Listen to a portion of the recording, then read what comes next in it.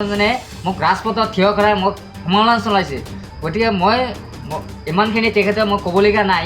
মোক কথা খুজোঁতে মোক কোৱা ক'লোঁ, কিন্তু বহুত হ'ব। কিন্তু তেওঁক মই সুকিয়াই দিব খুজিছোঁ, তোমাৰ যদি সৎ সাহস আছে ক'ত আহিবা, আহি যাতে মোক চুগুৱালীক কাণ চৰাই মাৰা আৰু ৰাজপথত যাতে থিয় কৰা, মই চাম তেতিয়া। তুমি যদি মা বুকৰ গাখীৰ খাই থাকা, মই চেলেঞ্জ কৰিছোঁ। এইটো কথা যাতে আহি যাতে অপমান যাতে নহয়, এই কথাটো মই সাৱধান কৰিছোঁ। চুগুৱালীক অপমান কৰাৰ কাৰণে কৰিছোঁ, আৰু এই কথাটো ৰাজহ হ'ব লাগে। চুগুৱালী দুখীয়া মানুহ, চুগুৱালীক আমি যি টি কৰিব পাৰিম, যি টি গালি গালাজ দিব পাৰিম, যিখিনি ভয় দেখুৱাব পাৰিম।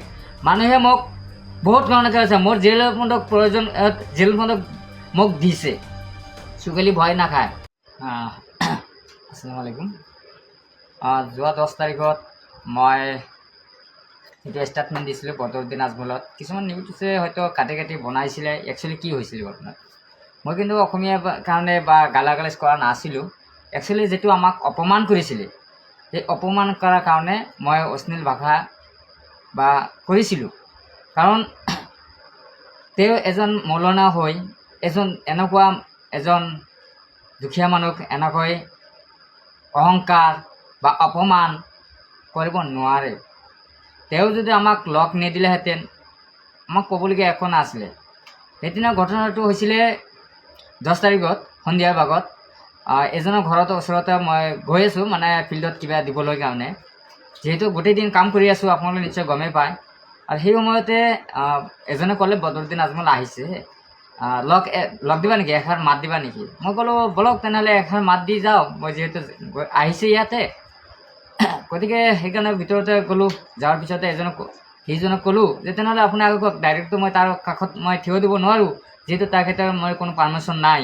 গতিকে আমি ফটতকৈ তাৰ সন্মুখত থিয় হ'ব নোৱাৰোঁ। গতিকে তাক মাত দিবলৈ দিলে, মই সন্মুখতে। তেওঁ ক'লে যে চুগুৱালী আহিছে। যেনেকৈ কোৱাৰ লগে লগে তেওঁ মানে যেনেকৈ কুকুৰে যেনেকুৱা এনেকৈ মানে চিঞৰ বাখৰ কৰি উঠিলে মানুহৰ সন্মুখত। তেতিয়া বিৰাট মই এটা লাজ পালোঁ। লাজ পোৱাৰ কাৰণে মোক মানুহে পিছত মই দেৰি কৰা নাই, মই গুচি আহিলোঁ মানুহৰ মাজত। কাৰণ মই তেখেতক ক'ব পাৰিলোহেঁতেন, কিয়নো ইচ্ছা কৰিলে মই মানৱতাৰ খাতিৰত তেওঁ সন্মুখত মই একো কোৱা নাই। নহ'লে মই তেতিয়া যেনেকুৱা মোক কৰিলে বা কৈছিলে, মই ক'ব পাৰিলোহেঁতেন। পিছত মানুহে সুধি আছে মোক, তোমাক এনেকৈ কিয় কৰিলে? মই গম নাপাওঁ। যদি মোক বেয়াই পায় তেনে মোক কিয় সহায় কৰিব লাগিছিলে বা সহায় কৰিবই নালাগিছিলে। সেইকাৰণে মই পিছদিনা মই আৰু টেনশ্যনত আছিলোঁ। কাৰণ মই সেইকাৰণে কৈছোঁ, বহুত কিবা অশ্লীল গালাগালিজ কৰিছোঁ। কথাটো সেইটো লৈ তীব্ৰ সমালোচনা চলি আছে। আৰু এজনে মৌলবী হৈ মানে মোক যেনেকুৱা ধৰণৰ কথা কৈ আছে বা যেনেকুৱা ৰাজপথত মোক থিয় কৰাব, এজন মৌলবী হৈ তেনেকুৱা ক'ব নোৱাৰে। আৰু তেখেতে যদি ক'ব বিচাৰে, কাৰণ চুগুৱালী কি হ'ব? একো নহ'ব। চুগুৱালী ঠাট্টা ইটিংকি কৰি আছে চুগুৱালীক, সেইটো সকলোৱে মানুহে জানে।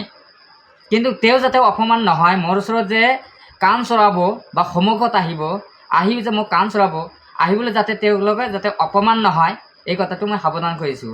আৰু দ্বিতীয় কথাটো হৈছে যে বদৰুদ্দিন আজমল চুগুৱালীক অপমান কৰিছে কি কৰা নাই, ৰাজহুৱা এবাৰ কৰক। তেওঁ কৈছে যে চুগুৱালীক 12 ঘণ্টাৰ ভিতৰত ক্ষমা খুজিব। ক্ষমা খোজাৰ আগত বদৰুদ্দিন আজমলে তেওঁক ক্ষমা খুজিব লাগে। তেওঁ কওক, তেওঁ ৰাজহুৱাভাৱে কওক যে চুগুৱালীক মই অপমান কৰা নাই। তেওঁ ভাবিছে চুগুৱালী দুখীয়া মানুহ, চুগুৱালীক আমি যি টি কৰিব পাৰিম, যি টি গালি গালাজ দিব পাৰিম, যিখিনি ভয় দেখুৱাব পাৰিম। মানুহে মোক বহুত কাৰণে কৈছে, মোৰ জেল বন্ধক মোক দিছে। চুগুৱালী ভয় নাখায়। চুগুৱালী আগৰ পৰা ৰাজনীতিগত আছে। আমি ৰাজনীতিক এড কৰিবলৈ অহা নাই। মই ৰাইজক সহায় সহযোগিতা কৰিবলৈ আহিছোঁ। মানুহৰ দুখ দশাটো আমি বুজি পাওঁ, কাৰণে আমি সহায় কৰিছোঁ। কিন্তু এই দুখ দশাৰ সময়ত এনেকুৱা কৰাটো ইম্পচিবল।